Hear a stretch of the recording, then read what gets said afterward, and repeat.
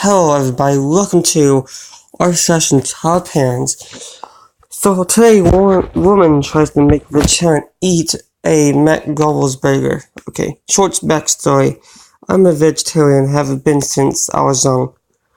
I am a teen now. I don't remember why I went vegetarian, neither do my parents. I prefer to not attract attention to the fact I'm vegetarian.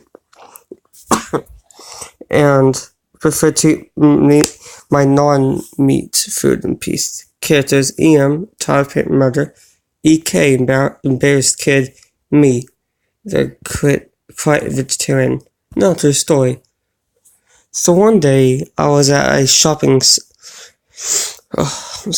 essential with my friends, going to stores, meeting people, etc., and just having a fun time. Eventually, we got hungry, so we went to a nearby McDonald's. Never heard of that store. Never have.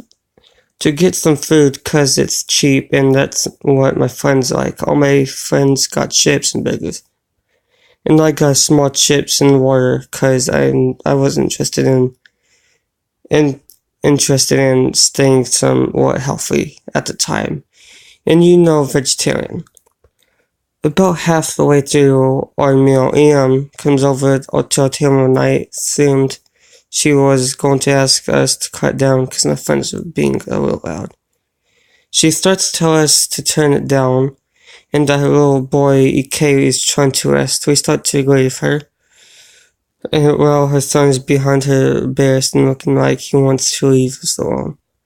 Halfway through our speech, she notices that I don't have a burger. I don't know why she would notice that, but anyway, she asked why I didn't. Why have you got a burger, young boy? Me, oh, I'm vegetarian, and she cuts me off there. Nonsense. All growing boys must eat meat if they want to be big and strong. She was treating me like a child of her own, watching, which I'm glad I'm not. Me, okay, I consider it's not really, I didn't care, I just wanted to leave and EK leave to my friends, go back to talking but a bit quieter than before. 5 minutes later, EM returns, fell EK probably hiding out of embarrassment, followed with a burger from McDonald's. I don't know how to spell it because I've never heard of that before. Me, what have you got there, ma'am? I beg you for you. You want to be big and strong. Me, oh, no thank you, I'm full. Begins to walk towards me, a burger in hand. Take this burger and eat it now.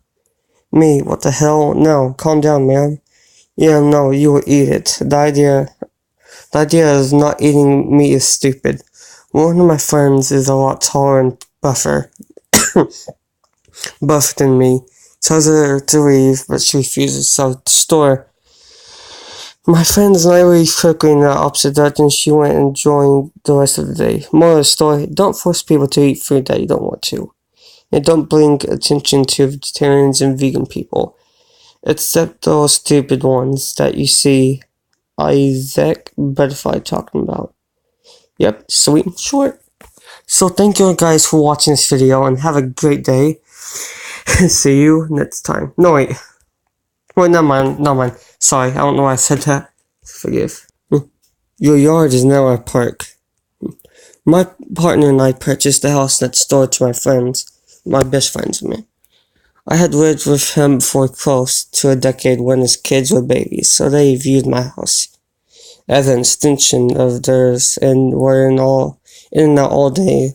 Every day I have a more flexible schedule than he and his wife, so I have them in the mornings after school and on days off school.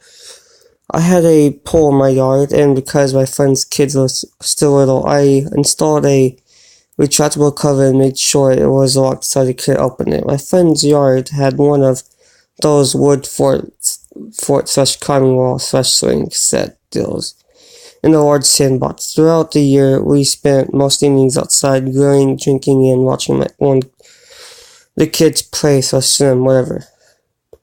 One day, I came from work a little early than normal and started to prep for dinner, and I heard a knock at my door, which was odd since my buddy's kids never knocked. I went to see what it was and scared the mom. 2 kids between 5 to 7 years old. As I opened the door, she informed me that her kids really needed to use the bathroom, that I needed to come out and get the cover off my pole. I was confused and asked her to repeat herself, and she did. She said that her kids needed to pee and that they were hot and bored with playing. Hold on, I just lost track. Thought they were hot and bored with playing in the sandbox. So I needed to open my pool, and I asked her why she was in my friend's yard and what made her think her kids were welcome swim in my pool or use my bathroom for that matter. She got really bitchy and told me that she had moved into the house behind us and that she had watched my buddy's kids come over all this time, and I opened the pool for them. She insisted that since I was willing to open my pool for the kids next door, I should open it for them, for the children who lived behind me. I tried explaining the relationship between my best friend's family and mine. She claimed it didn't matter, that I had known them since the birth, and pretty much I had helped raise them. I just needed to get to know her kids too, and it would be okay. I told her no and closed the door on her. She went a while knocking and fussing at me through the window, and then had her kids pee in a planter on the side of the patio. When I still didn't react, she took her kids back into my friend's yard to play on the swings. I texted him to let him know what was going on. Right on the moment he was running his 200-pound worth of new files, whatever, out into the yard without noticing the unwelcome visitors. The mom started shrieking and climbed up into the floor, leaving both kids on swings. She starts demanding that we put the dogs inside. How dare my friends let his dogs out into his own yard when her kids were clear playing there. He tells her to get the F out, get off, to get off now. I don't know. And calls the police. When the cops arrived, she put on the whole, I don't know, about her kids were just for friends, and my buddy's kids are somehow boring her kids, even though they never met, that he invited her just to let his dogs check her children, blah blah blah. They eventually moved her back into her own property, then came back later to tell us that they warned her about coming back. She lived in the house for almost a year before she and her husband divorced. During that year, I had to replace the lock over the pool cover controls 3 times.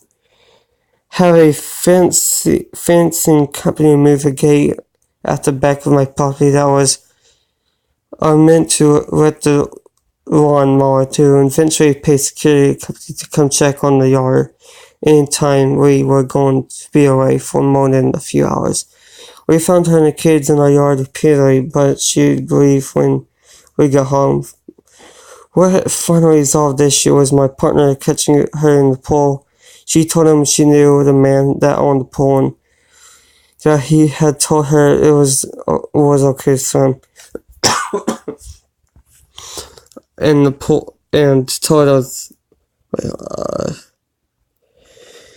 and she told him so she knew the man that owned the pool, the house, and that he had told her it was okay to swim.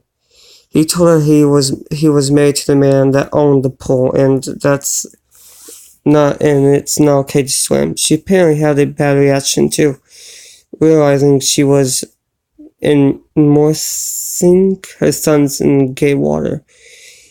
We didn't see her again after that. Huh.